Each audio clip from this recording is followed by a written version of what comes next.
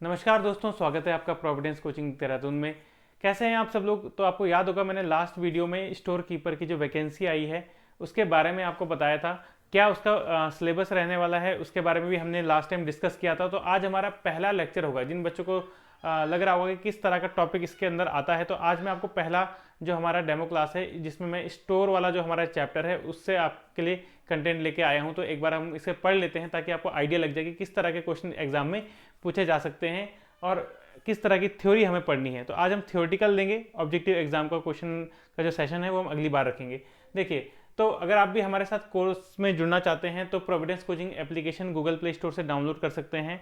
वहाँ पर आपको इस तरह का जो लोगो मिलेगा उस वाले एप्लीकेशन को आपको डाउनलोड करना है।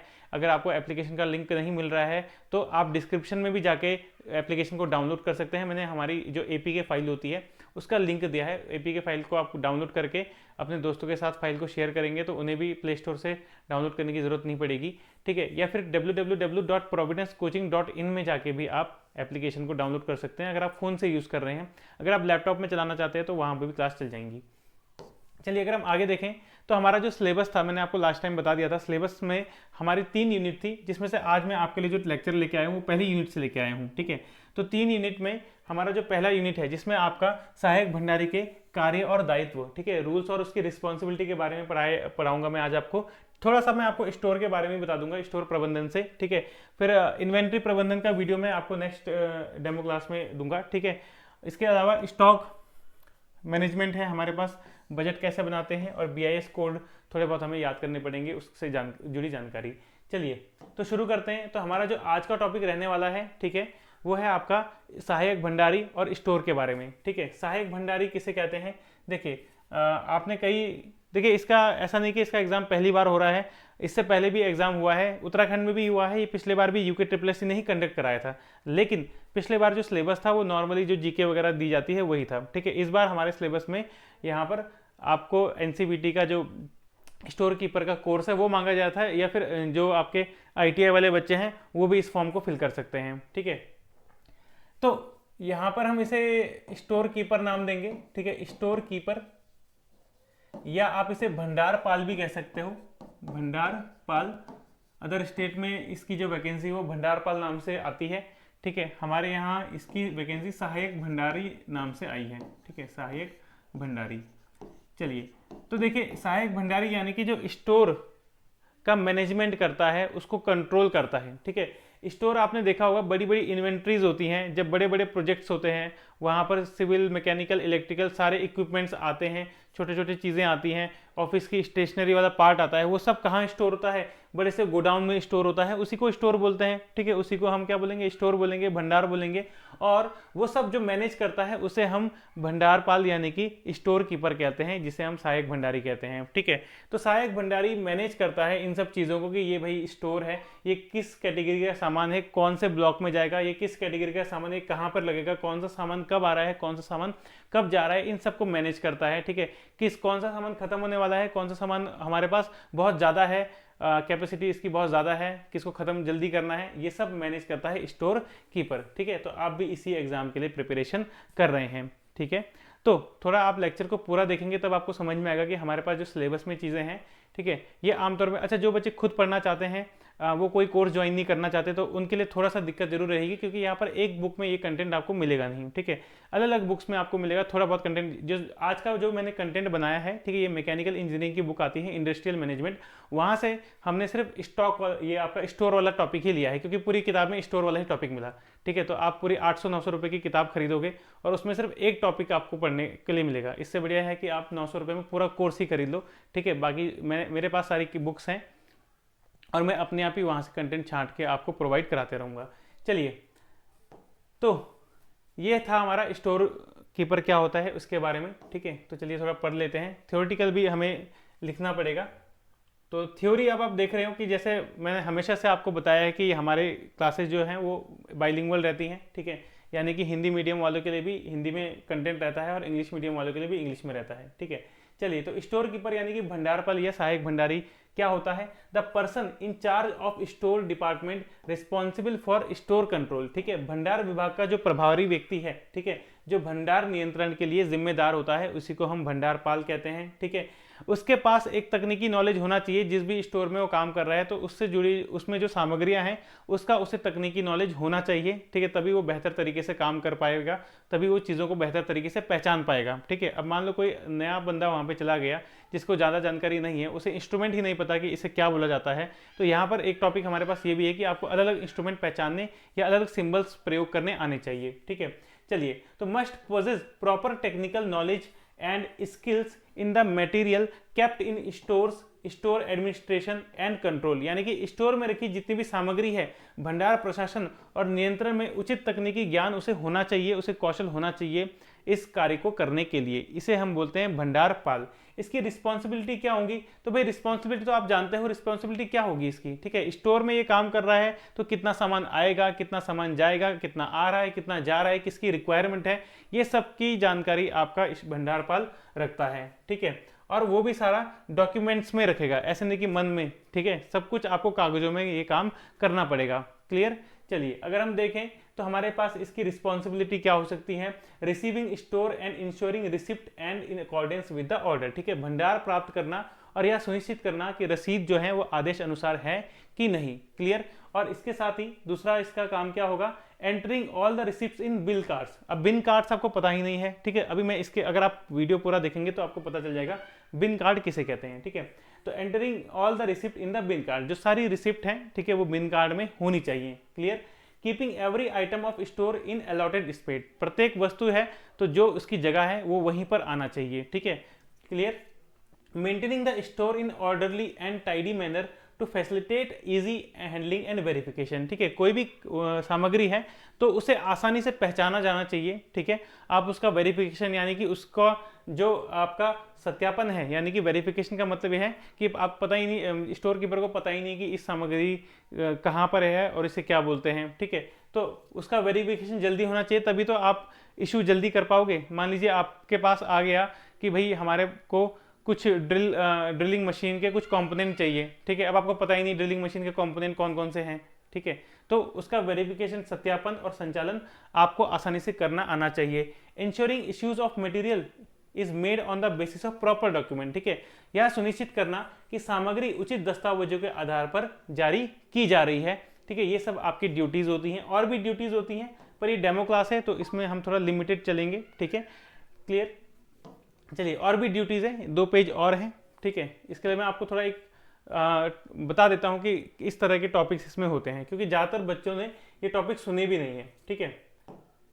अब स्टोर की बात, क्योंकि स्टोर कीपर है तो जाहिर सी बात है किसी ना किसी स्टोर में आपकी नौकरी लगने वाली है, किसी स्टोर में आप काम करने वाले हो, तो हमारे पास कितने तरह के भंडार, कितने तरह के स्टोर होते हैं। कभी कभी एग्जाम में ये दुकान भी आ जाता है, ठीक है, तो दुकान का मतलब भी वही होता है, ठीक है। क्लियर? मतलब एग्जाम में जब, वैसे दुकान अलग चीज हो गई, लेकिन कभी कभी क्या है, हिंदी में स्टोर को दुकान लिखा जाता है, तो कंफ्यूज मत होना, ठीक है, हम तो भंडार बोलेंगे।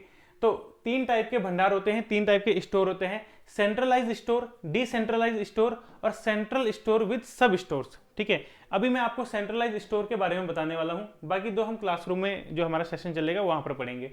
तो सेंट्रलाइज स्टोर यानी कि केंद्रीकृत भंडार क्या होता है, ठीक है। अब देखिए, जैसे मान लो आप एक दुकानदार हो, ठीक है, अब दुकानदार हो, अब जब सामान आएगा, ठीक है, तो 2 तरह के दुकानदार आपने देखे होंगे, एक तो जिनकी दुकान में पूरी तरीके से जगह नहीं होती, जिनकी दुकान मार्केट में होती है, गोडाउन उनका कहीं और होता है, ठीक है, तो जब सामान दुकान में खत्म होता है तो वो गोडाउन जाते हैं और जिसकी रिक्वायरमेंट होती है उस सामान को लेके आते हैं, ठीक है। इस तरह का जो स्टोर अगर होगा जहां पर आपको सामान सप्लाई कहीं और हो रहा है, रखना कहीं और है और इश्यू कहीं और से कराना है, इस तरह का जो स्टोर होता है उसे डिसेंट्रलाइज कहते हैं। और यही सब चीजें जब एक ही छत के नीचे आ जाती हैं, यानी कि आपका माल आया तो रखना भी आपने यहीं पर है, ठीक है, और रिसीव भी यहीं पे करना है, रखना भी यहीं पर है और सप्लाई भी यहीं से होगा, इशू भी यहीं से होगा, ठीक है। जब एक ही जगह से, एक ही स्टोर से आपका रिसीविंग होगा, रखा वहीं पर जाएगा और इश्यू भी वहीं से होगा, ठीक है, तो इस तरह का स्टोर सेंट्रलाइज स्टोर होता है। जैसे कि मान लो आपकी दुकान है,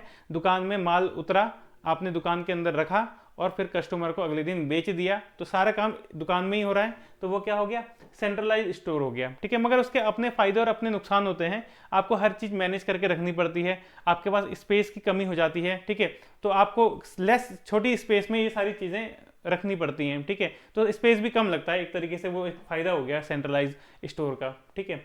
चलिए, और सेंट्रल स्टोर विद सब स्टोर, जब उसके साथ छोटे छोटे स्टोर भी होते हैं, ठीक है। तो अभी मैं आपको सेंट्रलाइज स्टोर के बारे में थोड़ा सा बताता हूँ, ठीक है।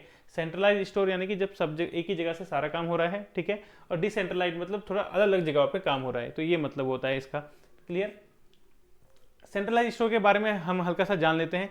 सेंट्रलाइज स्टोर क्या है, ठीक है। तो जैसे मैंने आपको बताया, सेंट्रलाइज स्टोर क्या है, आपका ऑल मटेरियल आर रिसीव्ड, ठीक है, जो भी सामान होगा, जो भी सामग्री होगी, all material are received, kept and issued from one store department, ठीक है।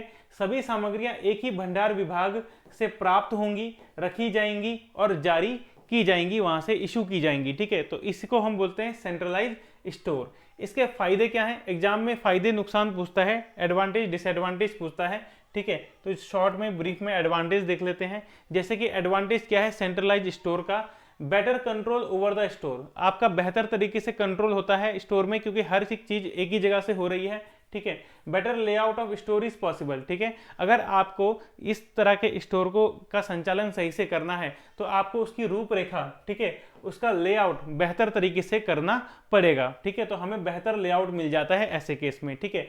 Less storage space is required as stores are kept to minimum, ठीक है। अब आप लोग बोलोगे कि यहाँ पर तो स्टोर स्पेस ज़्यादा रिक्वायरमेंट होनी चाहिए क्योंकि सारा सामान एक ही जगह पे आ रहा है, ठीक है। लेकिन नहीं, यहाँ पर क्या होता है कि एक ही जगह पे, क्योंकि हमारे पास क्या है, यहीं पर सामान उतरेगा, यहीं पर रखा जाएगा और यहीं से सप्लाई होना है, ठीक है। तो इस तरीके से आपको कम से कम सामान रखना पड़ता है, ठीक है। बहुत सारा सामान आपकी इन्वेंट्री फुल हो जाएगी, ठीक है। इस वजह से इस तरह के स्टोर में आपको लेस स्पेस रखना पड़ता है, ठीक है। लेस स्पेस में काम चल जाता है, तो ध्यान रखना ये डिसएडवांटेज नहीं, एक तरीके से एडवांटेज है।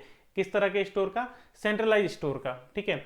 इन्वेस्टमेंट की बात करते हैं तो investment in stock is minimize, ठीक है। आपका जो स्टॉक में निवेश है वो कम हो जाएगा। क्लियर। ऐसा नहीं कि कहीं पर गोडाउन है तो वहां पर पूरा उसे फुल भर दो, फिर सामान जैसे बिकता रहेगा आगे, या जैसे जैसे रिक्वायरमेंट पड़ेगी वैसे वैसे हम भेजेंगे, तो आपका गोडाउन फुल भरा रहेगा, ठीक है। तो यहाँ पर ऐसा सिस्टम नहीं है। इकोनॉमिकल इन मैनी रिस्पेक्ट, कुछ कुछ जगहों में ये आपको सस्ता पड़ता है, कुछ कुछ परिवेश में देखा जाए तो, ठीक है। और अगर एक ही जगह पे सब कुछ हो रहा है तो आप एक्सपर्ट्स वहां पे हायर कर सकते हो, वहां पर एक्सपर्ट्स रख सकते हो, एक्सपर्ट्स कैन बी अपॉइंटेड, विशेषज्ञ की नियुक्ति वहां पर की जा सकती है, ठीक है। क्योंकि वहां पर बेहतर व्यक्ति चाहिए इन सब चीज़ों को मैनेज करने के लिए। एक्सपर्ट मतलब आप ही हो, ठीक है। जो स्टोर कीपर है वही तो एक्सपर्ट है, ठीक है। डिसएडवांटेज भी होते हैं कुछ। क्लियर। डिसएडवांटेज क्या है, तो क्योंकि अब सामान कम है, ठीक है, तो बार बार आपका जो उत्पादन, जहां से सामान आ रहा होगा, जो आपका प्रोडक्शन यूनिट होगी, ठीक है, वहां से आपका जो ट्रांसपोर्टेशन चार्जेस है वो बढ़ जाते हैं, ठीक है। Clear. Delay in getting stores, ठीक है। स्टोर मिलने में, इस तरह के स्टोर मिलने में आपको समय लगता है, क्योंकि आपको एक सही तरीके का स्टोर, ऐसी कंडीशन चाहिए होती है जो हर चीज को संभाल सके, ठीक है। Greater risk of loss in case of fire, मान लीजिए कभी आग लग गई तो बहुत ज़्यादा खतरा होगा, क्योंकि सप्लाई वाला सामान भी वहीं पर था और रिसीव जो आपने किया वो सामान भी वहीं पर था, ठीक है। ब्रेकडाउन इन ट्रांसपोर्टेशन में अफेक्ट ऑपरेशन, जैसे कि आप जानते हो कि यहाँ पर ट्रांसपोर्टेशन कॉस्ट बढ़ जाती है, और अगर ट्रांसपोर्टेशन में ही ब्रेकडाउन हो गया, किसी कारणवश आपकी गाड़ियाँ नहीं चल पाई, तो आप लॉसेस में चले जाएंगे। क्लियर। तो ये आपके सेंट्रलाइज स्टोर के डिसएडवांटेज होते हैं। क्लियर, ठीक है। आगे अगर हम बढ़ें तो स्टोर्स का अगर मटेरियल का रिकॉर्ड देखें, ठीक है, तो स्टोर का जो मटेरियल है वो दो चीज़ों पे रिकॉर्ड करा जाता है, ठीक है। एक तो बिन कार्ड पे और एक स्टोर लेजर पे, ठीक है। बिन कार्ड को बिन कार्ड ही कहने वाले हैं हिंदी में, स्टोर लेजर को भंडार बही कहते हैं, ठीक है। लेजर बुक आपने सुना होगा, खाता बही, ठीक है। वैसे ही आपका स्टोर लेजर यानी कि भंडार बही होता है। क्लियर। तो ये दो इंपॉर्टेंट रिकॉर्ड्स होते हैं जो हमें मेंटेन करने पड़ते हैं स्टोर के अंदर। क्लियर। तो मैं आपको फोटो दिखा देता हूं, ठीक है, और इसके बारे में हम इनके बीच में डिफरेंस क्या होता है, क्या इनके एडवांटेज डिसएडवांटेज होते हैं, ये सब क्लास में पढ़ेंगे, ठीक है। एक लंबा विषय है। क्लियर। तो यहाँ पर आप देख रहे हो तो ये हमारा स्टॉक कार्ड भी आप इसे कह सकते हो, बिन कार्ड भी कह सकते हो। ये प्रीवियस पेपर में आ चुका है अदर स्टेट में, ठीक है, कि स्टॉक कार्ड किसे कहते हैं, तो स्टॉक कार्ड को ही बिन कार्ड कहते हैं, ठीक है। कंफ्यूज मत होना। तो यहाँ पर हम आइटम डिस्क्रिप्शन लिखेंगे सबसे पहले कि हमारा डिस्क्रिप्शन क्या है, ठीक है। तो सबसे पहले यहाँ पर आइटम का नाम लिखा जाएगा कि भाई आइटम है सीमेंट, ठीक है। फिर डे, यहाँ पर डेट हम लिखेंगे कि ये आपका 6 तारीख को 4/2024 को हमने ये बनाया है, ठीक है, ये रिसिप्ट बनाई है। अगर रिसीव किया है तो उसका नाम आएगा, और इशू जिसको किया है उसका नाम आएगा, ठीक है। कितने रिसीव किए या कितने इशू किए उनका नाम आएगा, ठीक है। कितना बच गया बैलेंस वो आएगा, अगर आपको कुछ रिमार्क देना है, कुछ जानकारी लिखनी है तो वो आएगा, और बाद में आपके हस्ताक्षर आ जाएंगे लास्ट में। तो इस तरह का जो आप फॉर्मेट देख रहे हो ये आपका बिन कार्ड का, स्टॉक कार्ड का फॉर्मेट होता है, जो कि स्टोर में आपको देखने को मिलेगा। जो स्टोर में नौकरी करते होंगे उन्होंने इस तरह का कार्ड देखा होगा, ठीक है। ये स्टैंडर्ड फॉर्मेट नहीं होते, कंपनीज और बड़े बड़े जो अलग अलग आपकी जो ऑर्गेनाइजेशन होती है उनके थोड़े बहुत डिफरेंस आ सकता है फॉर्मेट में, ठीक है। तो हमें फॉर्मेट याद नहीं करना होता, बस मैं आपको जानकारी देता था कि इसमें ये सब चीज़ें रखी रहती हैं, ठीक है, क्लियर। स्टॉक कार्ड तो ये होता है, ठीक है, सॉरी इसे बिन कार्ड भी बोलते हैं। और थोड़ा डेफिनेशन अगर आप देखना चाहें तो देख सकते हैं, a record maintain in store by the store keeper showing the quantity receipt and issue of material. मैंने आपको पीछे दिखा दिया कि एक ऐसा यहाँ पर डॉक्यूमेंट है जिसमें आप ये देखोगे कि कोई माल रिसीव हुआ है या इश्यू हुआ है, इसके बारे में जानकारी दी जाती है। कौन से कार्ड में?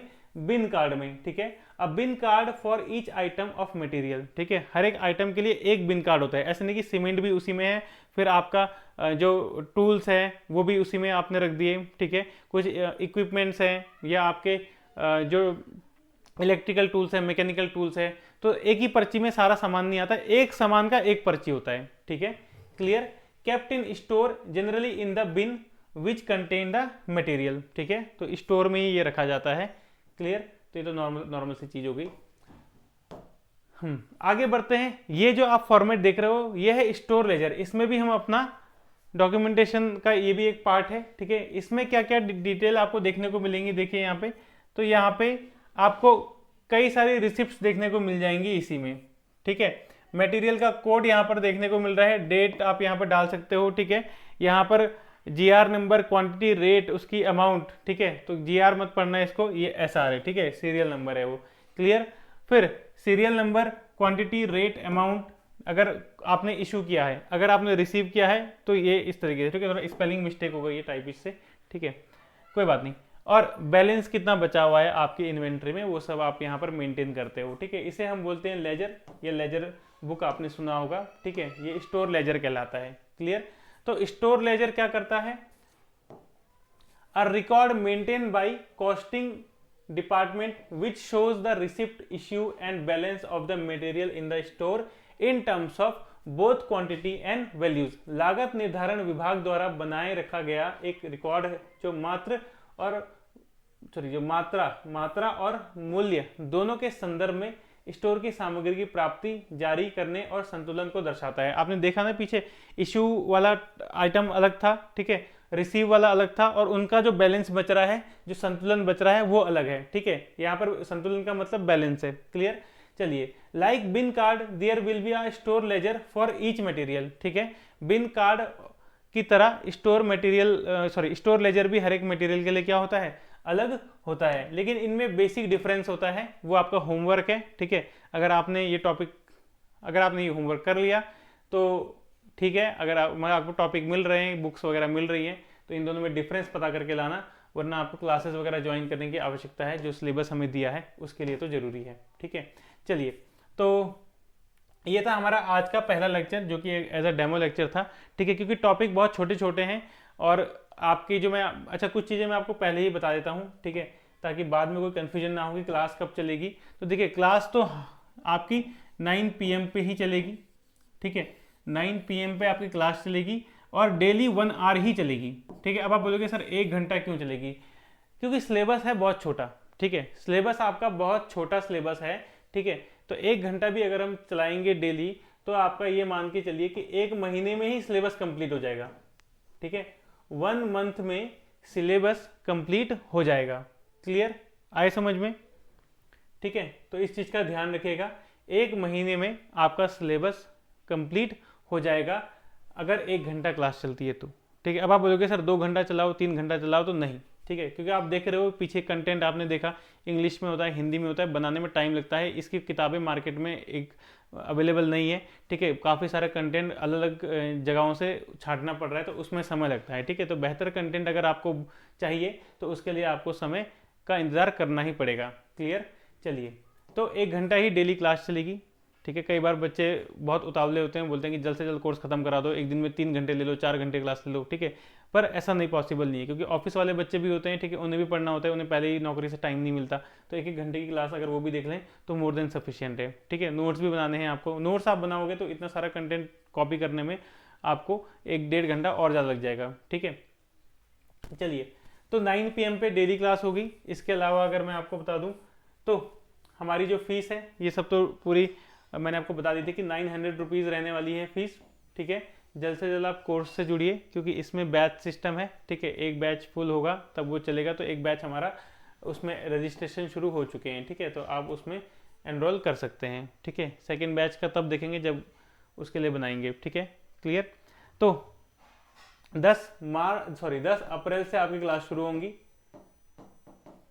तो जिस भी बच्चे को ऐड होना है, एप्लीकेशन डाउनलोड कर लो, कोर्स परचेज कर लो, क्लासेस आपकी शुरू हो जाएंगी, ठीक है। इससे ज़्यादा से ज़्यादा हम एक दूसरा लेक्चर भी आपकी सेटिस्फेक्शन के लिए मैं 1-2 लेक्चर और इसमें अपलोड कर दूंगा यूट्यूब चैनल में, ठीक है, ताकि आपको पता चल जाए कि किस तरह का कंटेंट हमारे कोचिंग का होता है। चलिए, तो आज के लिए इतना ही था। और अधिक जानकारी आपको चाहिए तो आप डिस्क्रिप्शन में जो नंबर है, ठीक है, वहाँ पर उसमें कॉल कर सकते हैं। चलिए, थैंक यू सो मच।